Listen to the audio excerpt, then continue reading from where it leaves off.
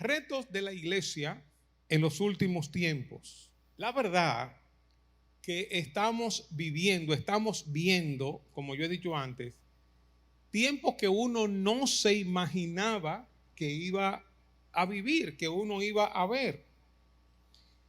Y uno se pregunta, ¿qué tan malo se está poniendo el mundo? Fíjense, antes uno no oía nada de esto de ideología de género, política de género y el feminismo, tantas diabluras, tantas cosas.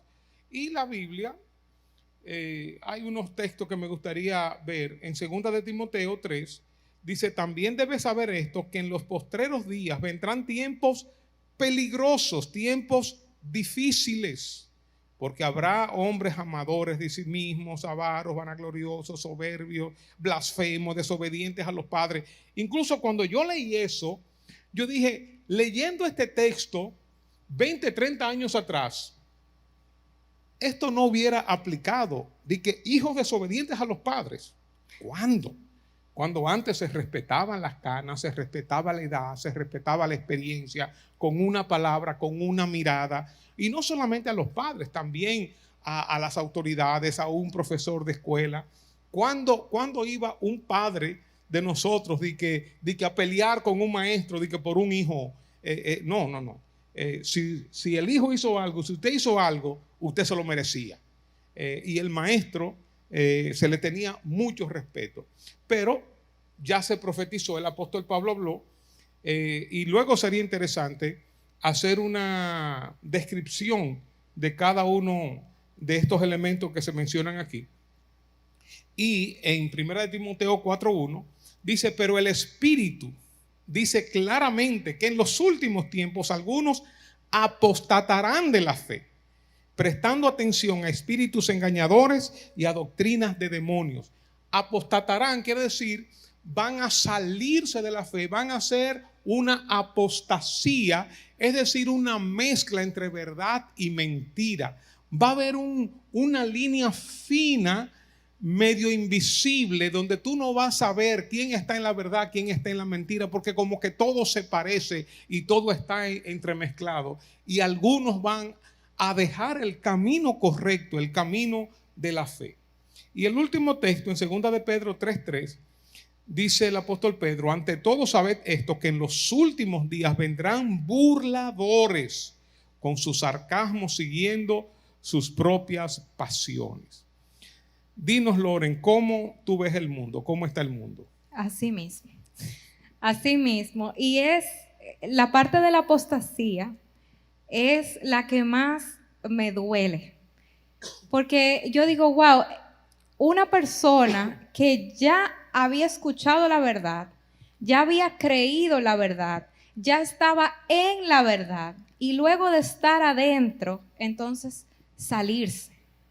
Yo cuando era pequeña y oía este tipo de mensajes, a mí me daba una ansiedad, y eso yo lo compartí en uno de esos cultos que hacíamos virtuales. A mí me daba muchísima ansiedad porque yo decía, ay Dios mío, eso es como que pinta un cuadro muy difícil, un cuadro muy triste. Y cuando llegaba esa parte donde decía que tenía que predicarse el evangelio a toda criatura, yo me tranquilizaba porque yo decía, tú sabes los países que faltan. Y uno tenía aquí a Ken Norel hablándonos de la ventana 1040 y todos esos países donde no había llegado la verdad. Sin embargo, en el tiempo que estamos viviendo ahora, en lugares como Corea del Norte, Irán, hay una iglesia perseguida, como vimos en esos videos hace un par de semanas. Y si está una iglesia perseguida, ¿por qué es? Porque llegó el evangelio. Entonces, ya ahora con esto de las redes sociales, el internet, el evangelio y todas las otras ideas se ha expandido. O sea, yo pienso que quizá le queda muy poquito para que se cumpla eso de que el evangelio sea anunciado en todo el mundo. Y yo escuchaba eso también de que la iglesia será perseguida. Y ya uno ve que hay persecución en la iglesia, como uno tradicionalmente entiende como persecución. Pero ahora, incluso en países como el nuestro, estamos viviendo otro tipo de persecución a la iglesia, como un descrédito a todo lo que tenga que ver con iglesia, cristianismo, el Señor. Hay movimientos incluso de personas que se consideran que ya no son, o sea, que estuvieron ahí y ya no son cristianos. O sea, es un movimiento en contra de la iglesia de manera frontal. Ahora, antes de seguir con ese punto, porque me gustaría saber, desde tu punto de vista, cuán oscura es la noche, cuán oscura está la noche, cuánta maldad nosotros vemos en el mundo. Quiero dar una noticia alentadora. Mateo 24 habla de todo esto y cosas mucho peores, aún dentro de la misma familia, padres contra los hijos, hijos contra los padres, entre los mismos cristianos, ¿cómo se llama? Denunciándose, chivateándose, porque obviamente conocen dónde se reúne la iglesia, conocen dónde están los cristianos, conocen las familias cristianas, y se van. Hay una palabra que Mateo usa, que apostatarán de la fe, pero no solamente apostatarán, sino que van a ser los enlaces para la persecución a la iglesia. Y hay mucha maldad escrita en ese mensaje futurista, en ese mensaje escatológico de Jesús, pero después de esa noche oscura va a brillar el sol de justicia.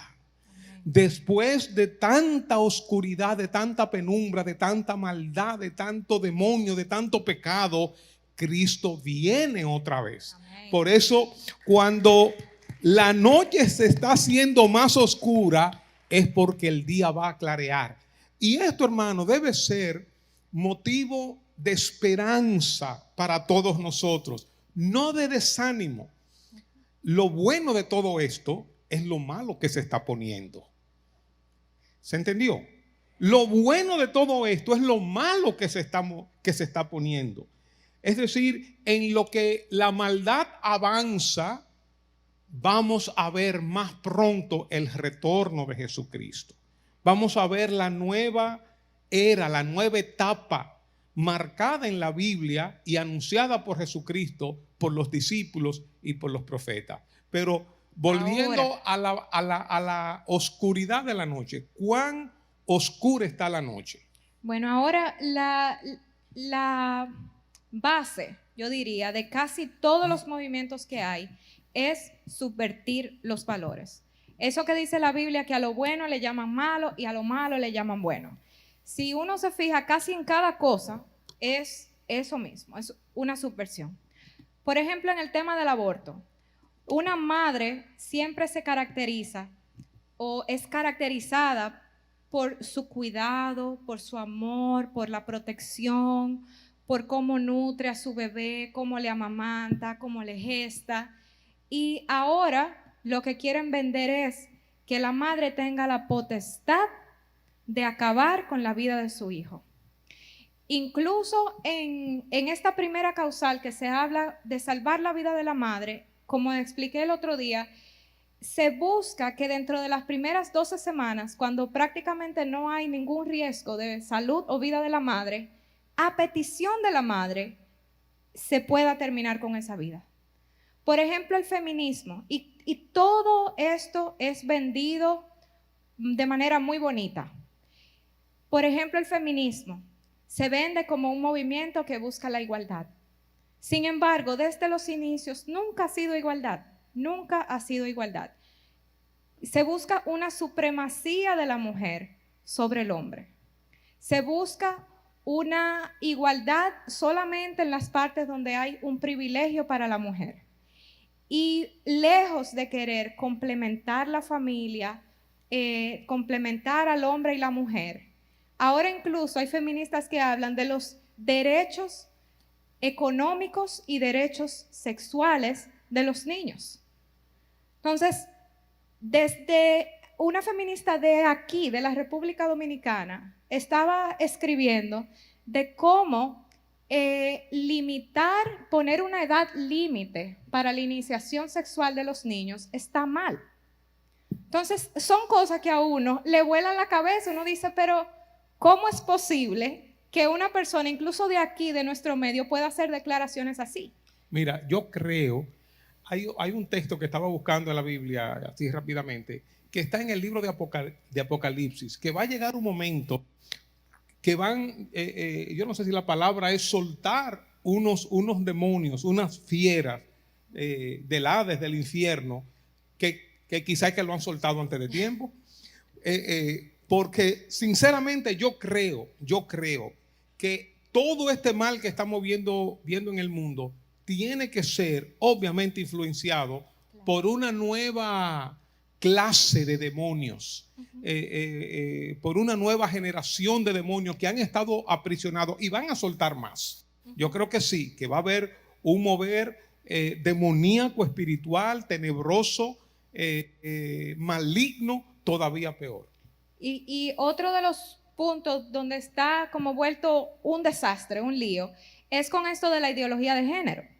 La ideología de género lo que piensa en su fundamento es que el sexo biológico y el género no tienen nada que ver, que las diferencias biológicas no deben determinar lo que nosotros somos. O sea, ya no se es hombre ni mujer, sino que dependiendo de la cultura y la crianza, tú eres lo que eres. Y estos estudios se han hecho hasta con recién nacidos. Le muestran a recién nacidos, de horas de nacidos, imágenes de objetos y caras. Y las niñas se quedan más tiempo mirando las caras y los niños se quedan más tiempo mirando los objetos. O sea, desde que nacemos, sin que todavía haya habido ninguna interferencia de la cultura o de la crianza, venimos siendo diferentes. Pero esta ideología ahora quiere desde la más temprana edad que los niños no tengan esa distinción de género. Hay un nuevo movimiento, no sé si ha llegado aquí, pero hay un nuevo movimiento en los Estados Unidos que quieren criar a los niños sin género. En vez de llamarle él o ella, aquí en español sería más difícil. En inglés el término plural no tiene género, no es she or he, sino que es they. Entonces, en vez de llamarle a los niños por él o ella, le llaman en plural para no tener que hacer ninguna distinción de género. Y crían a los niños hasta cierta edad, hasta que el niño diga, bueno, yo quiero que me digan él o quiero que me digan ella. Entonces, un padre que se supone que tiene que dar orientación, crianza, explicarle a un niño que diga que es niña, uno le dice, no, tú eres un niño. Un niño que diga que tiene 20 años, teniendo 4, uno no le dice, sí, está bien, tú tienes 20 años. Sino que ahora, una persona que tiene una disforia de género, en vez de tratarla, lo que está diciéndole la sociedad es que tiene que aceptar esa disforia de género. Cosa que nunca se había visto, porque incluso una persona que sea bulímica, que tenga problemas de anorexia, de alimentación, o sea que en su mente cree que es gorda, pero es flaca, en ningún momento el consejo de la sociedad va a ser decirle, sí, es verdad, tú estás gordísima, no comas nunca jamás, sino que uno entiende que tiene una desconexión entre la realidad y lo que está pensando. Pero con el tema del género, dicen que no, que el que está mal somos nosotros y nosotros tenemos una fobia a esa autopercepción de esa persona. Y esa es un área, porque hay otras áreas donde la maldad se ha ido metiendo. Por ejemplo, desde hace años en Estados Unidos, yo he visto que en Semana Santa y en Navidad no dice Feliz Navidad o Semana Santa, sino felices fiestas. Y eso lo comencé a ver aquí también. Yo digo, pero eso tiene que ser algo intencional, porque cuando se habla de Navidad, se habla de natividad, se habla del nacimiento de Jesús, de una manera u otra se hace alusión a Jesucristo.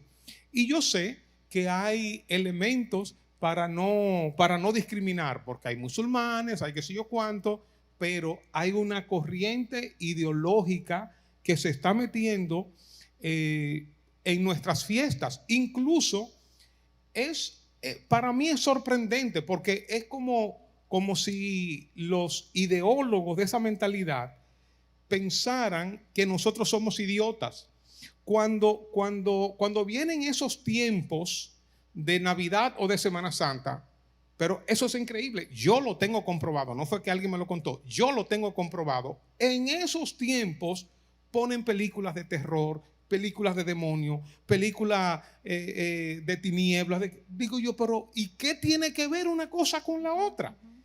Y por el contrario, cuando es octubre, que a final de octubre se celebra Halloween, se pasan el mes entero con brujas y demonios y cementerio y apariciones, cosas raras. O sea que no es solamente a nivel de ideología de género, sino también hay una introducción de una mentalidad malvada, demoníaca, tanto a nivel de educación, a nivel de las artes, a nivel de la política, a nivel de los medios de comunicación, en el cine, con muñequitos, con todo.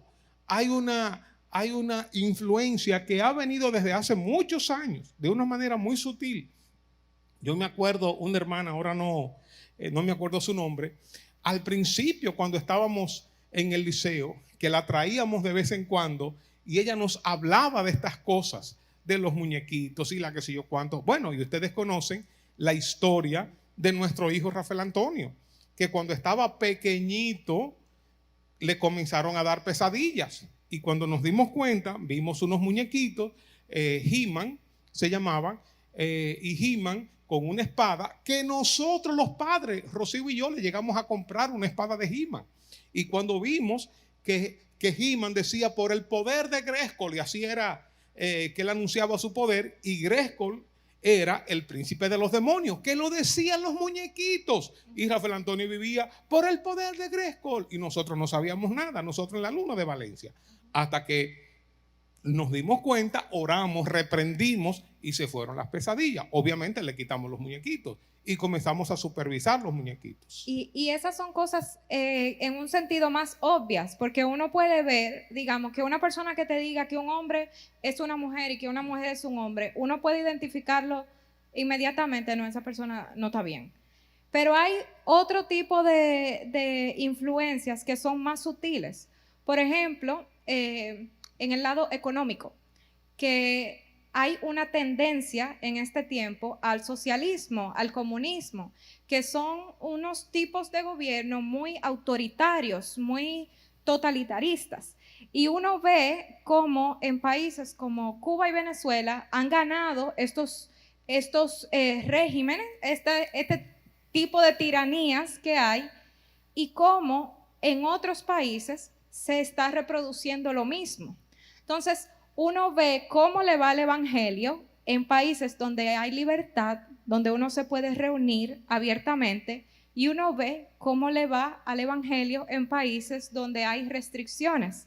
En este último tiempo, en Canadá, por ejemplo, que no es que ha llegado a un totalitarismo, pero tienen políticas progresistas bien fuertes. O sea, allá, por ejemplo, el aborto está permitido hasta por nacimiento parcial. O sea, si todavía no ha terminado de salir, todavía es permitido el aborto. O sea, así de loco está en Canadá. Y creo que ha habido casos de pastores que han caído presos o han sido multados por hablar contra el homosexualismo o algo así. Ahora en Canadá van a poder hacer eso, porque se acaba de prohibir, en este tiempo se acaba de prohibir cualquier tipo de discurso o terapia que vaya en contra de la autopercepción o la identidad de género de la persona. O sea, cuando uno lee esta letra, cuando uno lee este tipo de leyes y uno sabe qué uno hace, digamos, por ejemplo, en la iglesia, una persona que tenga una atracción homosexual, que no quiere tener esa atracción homosexual, que venga donde mi papá, pida oración y se ore por él y se le enseñe que la homosexualidad es pecado, si luego esa persona decidiera cambiar de opinión y decir, no, en esa iglesia me estaban reprimiendo, entonces podría caer preso por 6 meses. Y ya eso está en países como en Canadá. Bueno, y lo grande del caso es que estos movimientos, obviamente nosotros sabemos que vienen del infierno, del mismo infierno, de Satanás, demonio, diablo, todo lo que es malo, viene de ahí. El origen viene de ahí, pero sabemos que humanamente hablando, y eso la verdad que yo no entiendo, quizás tú sabes algo de eso, no entiendo por qué eso está sostenido por el poder político y el poder económico. ¿Por qué personas de sumamente inteligentes, con muchos conocimientos, con mucho dinero y personas de grandes influencias políticas están con esta corriente. ¿Cómo es eso? Bueno, la razón número uno es que viene del infierno, ¿verdad? Eso es lo que es. Pero humanamente hablando, es un negocio, siempre es un negocio. En el caso del aborto, es un negocio. O sea, se genera mucha riqueza con ese negocio que es a base de la sangre de inocentes. Y con el tema del colectivo LGBT, son dos cosas. Una es los recursos, el dinero. El colectivo LGBT es... lesbianas, gays, bisexuales, transexuales, pero la lista sigue de queer, intersexual, y termina en un plus. Sí, ya me dice la ideología del abecedario. La ideología, el colectivo del abecedario. Hay mucho dinero involucrado en esto, porque luego hacen que esto sea un derecho humano, recibir asistencia de salud. Entonces van torciendo la cosa. Entonces, si es un derecho humano que recibamos un servicio de salud y yo estoy siendo emocionalmente afectado porque mi cuerpo no va de acuerdo a mi autopercepción, entonces necesito una cirugía. Y al final la idea es que incluso desde el gobierno se financien estas cirugías. Y la otra cosa es que hay una mentalidad muy fuerte que se ha puesto en la mente de las personas, y a mí esto me lo dijeron desde chiquita, que el mundo está sobrepoblado, que el mundo está completamente sobrepoblado y que para uno poder controlar esta sobrepoblación, lo que hay que hacer es reducir la natalidad. Entonces, eso se logra. Y reducirnos a nosotros los viejitos. Bueno, con ustedes fue que comenzaron la vacuna. Con esto de reducir la población mundial, ha venido una injerencia primero en la mente de las personas. Aquí, digamos, en el 69, la tasa de natalidad era, creo que 7.4, era 7 algo. Vamos a decir 7.5 para redondear. Y ahora está en 2.5. O sea, estamos prácticamente en reemplazo poblacional. Prácticamente en reemplazo. O sea, incluso en países como China, donde había políticas fuertísimas de un solo hijo, donde se obligaba a las madres a abortar, en el año 2013. Que no se está motivando ahora es. Ahora, en el año 2013, tuvieron que cambiar la política para que sea 2 hijos, porque entonces había un aborto selectivo. Cuando las madres se daban cuenta de que venía una niña, no puede sostener su hogar, no puede trabajar igual que un hombre, entonces abortaban porque era niña, cosa que es muy difícil para una feminista defender si está a favor de las mujeres, cómo apoya el aborto sabiendo que el aborto está intencionalmente dirigido hacia mujeres en gestación. Y ahora, creo que fue el año pasado, en el 2021, flojaron la ley. Ahora se pueden 3 niños. Porque no solamente había una grandísima población de hombres con muy pocas mujeres, sino que ahora se dieron cuenta de que su población ha bajado. Entonces hay una población muy anciana y muy pocos niños. Y si los chinos crecen, ya ustedes saben. Exactamente. Que den un brinquito así. Solamente. Exactamente. Ahora, mi pregunta es, ¿cómo afecta todo esto a la iglesia? ¿Cómo te afecta a ti? ¿Cómo me afecta a mí? ¿Cómo incide todo lo que está pasando en los cristianos? ¿De qué manera nosotros somos afectados? Bueno, una cosa que yo pienso, lo primero es la confrontación. Hay una confrontación que antes uno vivía, vamos a decir, en un ambiente de mayor armonía, de mayor paz, y había algún tipo de confrontación, pudiera ser, qué sé yo, religiosa, que los católicos y la Virgen, como en estos días ahora, y los santos, un tipo de confrontación así, pero la gente buscaba a Dios, pero una cosa que veo ahora es que hay una agresividad contra los valores, contra la familia, contra la juventud, contra la niñez, contra el matrimonio. Hay una agresividad y una intencionalidad. Entonces, lo primero que yo veo es una confrontación. Y hay que definirse. En este tiempo es más difícil ser un cristiano tibio, porque o tú estás o no estás. Uno no puede estar en el medio, es todavía más difícil. Y en este tiempo, entonces, uno tiene que, como dije la otra vez que hablé del aborto, uno tiene que conocerse esa papeleta bien. Uno tiene, para poder defender su fe, se está requiriendo de cristianos más preparados, más afianzados, con esas raíces más profundas. Antes yo me acuerdo que, digamos, en el colegio universitario de la UAS, era donde se daban los temas de ateísmo. El profesor de filosofía que se quería burlar de los cristianos y hablaba de ideología y ateísmo y materialismo y qué sé yo. Eso se daba en un aula. Y si te daba por encontrar a un buen cristiano que defendiera su fe, pues había una confrontación en un curso. Pero ahora yo veo en internet, así como nosotros tenemos nuestras páginas de defensa de la fe, así estoy viendo páginas de defensa del ateísmo y de defensa de todo esto que estamos hablando. Es decir, que estamos entrando a un nivel de confrontación donde ser imparcial no es posible, donde vamos a tener que tomar partido y vamos a tener que prepararnos todavía más para defender nuestra fe y tener un mayor nivel de compromiso y de definición. Estos son tiempos donde me imagino, por lo que ha ocurrido en otros lugares, me imagino que va a haber una especie de limpieza de la iglesia. Es como cuando tú tienes el arroz, que tú lo tienes con todas las pajas, todas las cosas, y como se hacía antes con la batea, que tú lo levantabas y la paja se iba y quedaba el arroz.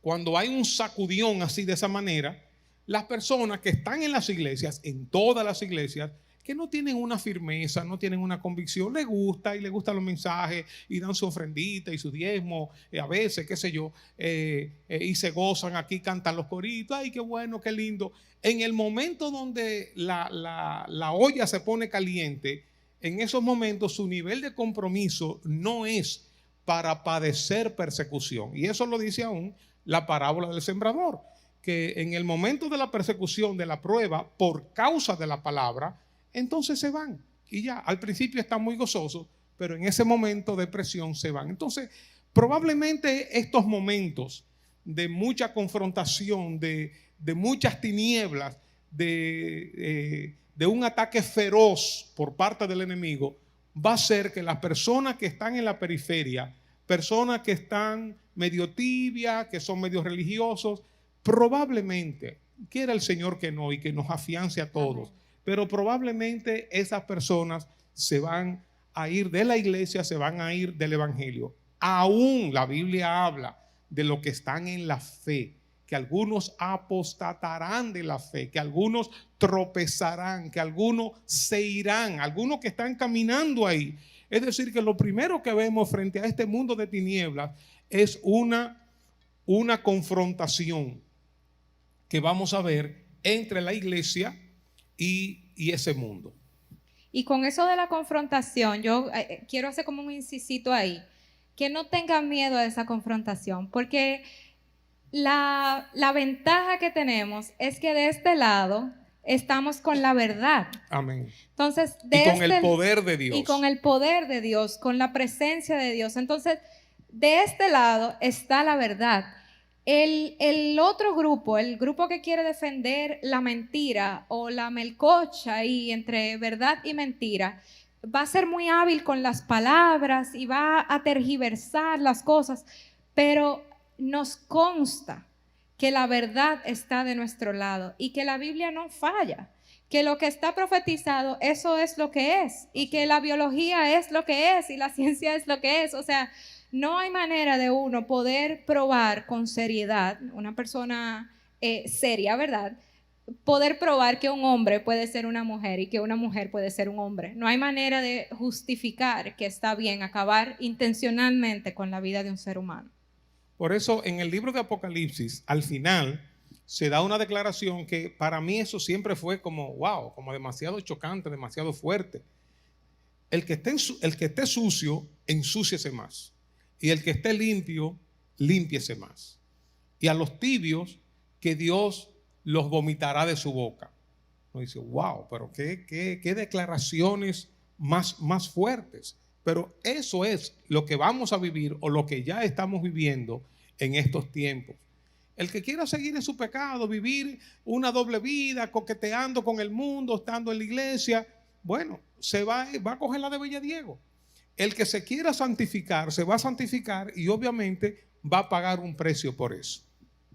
Ese es el tipo de cosas que a mí me daba temor. Yo decía, wow, ¿tú te imaginas que después de yo haber crecido en el Evangelio, me pase eso? Después de yo haber estado con el Señor y saber la verdad, me pase eso. Pero el Señor es fiel y es justo. Y Él nos dice que Él va a completar su obra en nosotros hasta el fin. Pero nos pide que perseveremos.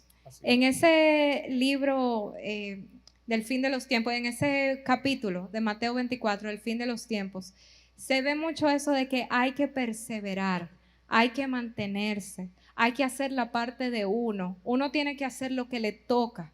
Y el Señor, aun sea el fin de los tiempos, va a mantener sus promesas. Lo que Él nos ha prometido no va a cambiar porque la situación se ponga muy difícil.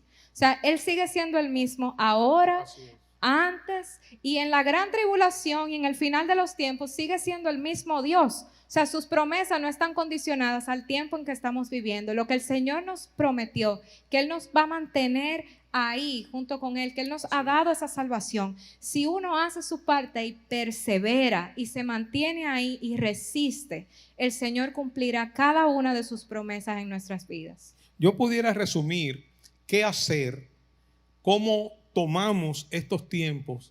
Yo pudiera resumirlo en una frase. Es mantenerse cerca de Dios y mantenerse cerca de los hermanos. Yo creo que podemos hablar, ¿verdad? Muchas cosas y claro, hay elementos como la oración, el ayuno, la palabra de Dios, pero cuando hablamos de mantenernos cerca de Dios, estamos implicando, estamos envolviendo estos otros elementos. Yo creo que ahí está la clave, mantenernos cerca de Dios y mantenernos cerca de nuestros hermanos. Mantener nuestros corazones ardientes frente a todos estos retos que tenemos, a toda esta avalancha de maldad que está cubriendo el mundo entero, las sociedades enteras, donde quiera uno ve estos elementos, donde quiera uno lo ve. En sociedades como llaman del primer mundo, segundo, tercero, no importa, donde quiera uno ve estos elementos demoníacos y diabólicos. Así que yo pienso que mantenernos cerca de Dios y cerca de su pueblo, ahí está la clave. Y claro, hay que estudiar la palabra, mantenerse con la Biblia, con la palabra de Dios. Y dichosos, bienaventurados nosotros que tenemos la Biblia, porque hay lugares, como mencionó Loren, donde están siendo perseguidos actualmente, que no tienen la libertad de la Biblia como la tenemos nosotros, que muchas veces le cae una hoja de la Biblia. Yo he leído testimonios de lugares donde le cae una hoja de la Biblia y la persona presa le cayó esa hoja de contrabando y se aprende esa parte de la Biblia, lo que fuera, se lo aprendió de memoria y se come la hoja, se la come, para que no le encuentren eso. Entonces la va diciendo y otros se lo van aprendiendo. Nosotros somos privilegiados que tenemos la palabra de Dios. Y no solamente esto, sino que tenemos la libertad para compartir la palabra de Dios con otras personas. Porque hay lugares donde si tú predicas y el que te está escuchando es un calié, es un, ¿cómo se llama? Es un señuelo, tú vas preso. Por eso no sé si ustedes se acuerdan, ¿verdad? Ajá, sí, un chivato. No sé si se acuerdan de Charlie Finocchiaro cuando estuvo aquí con nosotros, que está en una de esas regiones, él dice que comienza una conversación, ay tú y qué sé yo cuánto, que no puede en ningún momento hablarle directamente del evangelio de Jesucristo, de la fe, no, sino va creando la sed y la persona le pregunta, entonces ya tienen ya el entrenamiento. Bueno, él me preguntó que qué yo creo, entonces si él me preguntó, yo le digo.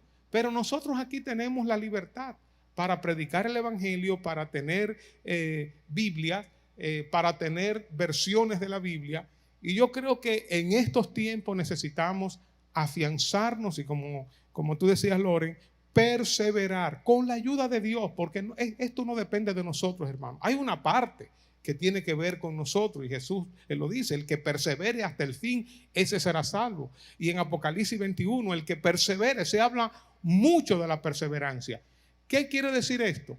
Que en medio de la olla caliente, en medio de las presiones, la tendencia es abandonar, a tirar la toalla.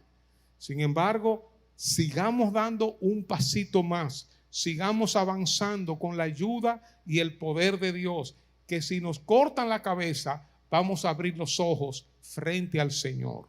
Veremos al Señor cara a cara. Amén. Amén. Y mientras escuchaba a papi, recordaba algo que el Señor me ha estado hablando en este tiempo y les comparto.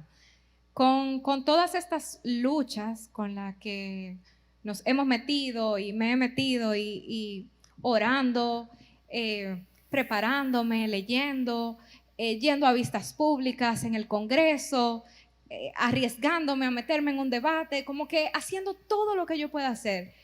Llegó un momento en el que yo vi todo desmoronarse, como que todo se cayó.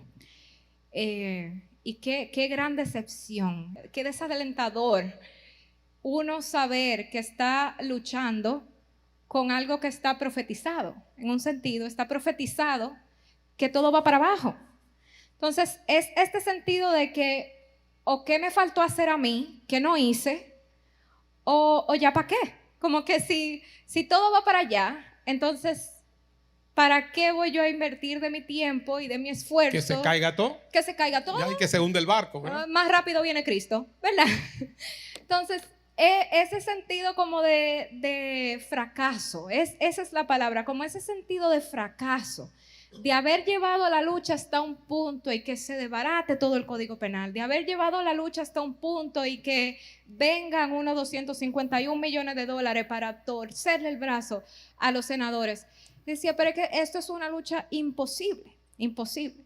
Y me acordé de una anécdota que no es real, es una historia, un cuento, que entre todo lo que el Señor me ha enseñado, lo que aprendí aquí fue la soberanía de Dios. O sea, el Señor hace lo que Él va a hacer, Él nos usa, pero Él hace su voluntad por encima de todo y Él ve más allá de lo que nosotros podamos ver. La historia es de que quizá todos ustedes la han oído, de este hombre que dice que el Señor le pidió que empujara una piedra. Y él se levantaba todos los días y hacía su esfuerzo y empujaba la piedra.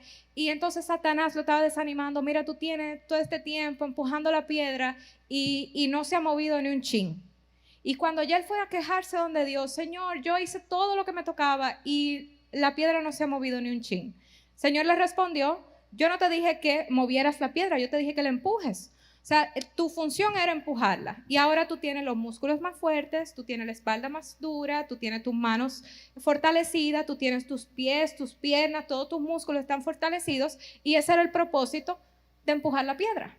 Entonces, a veces uno cree como que el resultado de las cosas que uno hace está sobre los hombros de uno. Y eso aplica, abriendo un poquito, eso aplica para cualquier otra situación. Digamos, uno tiene una enfermedad y a veces la respuesta de Dios es como la de Elías. Él oró para que se pare la lluvia y se paró la lluvia. Oró para que caiga fuego del cielo y cayó fuego del cielo. Y oró para que vuelva la lluvia y volvió la lluvia. Pero también hay situaciones como Pablo, donde él oró muchas veces para que el Señor le quite un aguijón y la lección era que la fortaleza del Señor se muestra en esa debilidad. O sea, esa debilidad tiene un propósito. Y eso para mí fue un motivo como de paz, de descanso, no de manos caídas, porque lo que el Señor nos pidió hacer, toda esa lista que dio papi, que ojalá la repita, toda esa lista que tenemos que hacer, leer la Biblia, hacer nuestra parte, educar a nuestros hijos, orar, pelear la buena batalla, todo eso nos sigue tocando, pero entender que el resultado lo da Dios. Y Él da el resultado que Él quiera dar. Y Él es soberano. Y quizás uno no ve lo que el resultado, uno no va a ver la siembra quizás que uno esperaba, pero es la que el Señor plantó ahí con un propósito que aunque no lo veamos ahora es el que es el mejor, porque su voluntad siempre es buena, agradable y perfecta. Y qué, amén, y qué privilegiados somos nosotros de trabajar juntamente con el Señor. Él tiene sus planes, sus propósitos, y Él puede hacerlo independientemente de nosotros, pero nos quiere usar a nosotros. ¿Cuál es nuestra parte? Nuestra parte, vivir vidas santas, vivir cerca de Dios, obedecer al Señor, leer la palabra, orar, clamar, evangelizar, orar por los enfermos. No depende de nosotros. Yo hago mi parte, pero imagínense ustedes, uno le predica a un alma. ¿Tiene uno el poder para meterse en el corazón y provocar arrepentimiento, redarguir? No. Uno predica la palabra y el Espíritu Santo es quien convence de pecado. Hay un enfermo, le imponemos las manos, oramos por ese enfermo, pero yo no puedo sanarlo. Yo no tengo esa capacidad, pero Dios lo sana.